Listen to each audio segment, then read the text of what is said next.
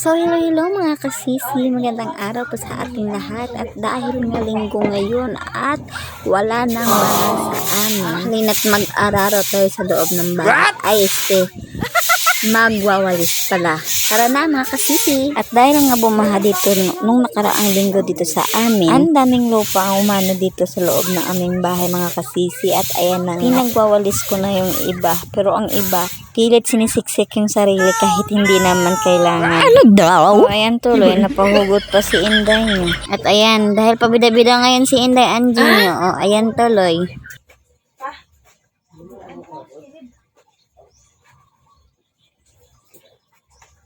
At ayan na nga mga ka-Inday, binabalik na namin dyan yung carpet namin sa kusina. Pero sabi ng asawa ko, may low pressure pa daw. Kaya nag-aalangan kami kung ibabalik ba namin o hindi. Kasi nga pag binalik namin baka babaha ulit po. Sana wag naman. Kaya ayan mga ka-Inday, washing na yan namin yung loob ng bahay.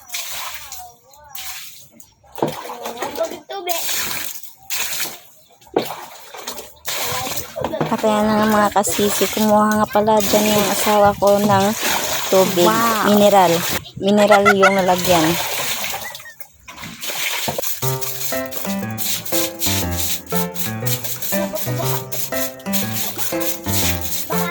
So ayan mga kasisi, kukunin ko sana dyan yung camera ko. Sabi ko, wag na nga pala.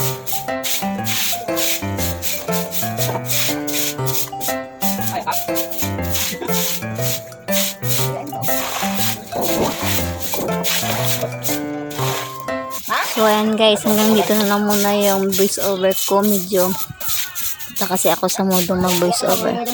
Maraming salamat po guys sa walang sawang pagtangkilik. Aba naman.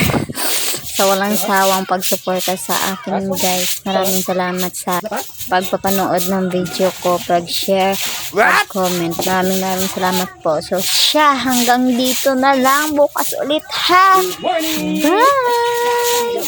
Happy. Tapusin nyo muna yung video at huwag mag-skip ng ads. Paalam!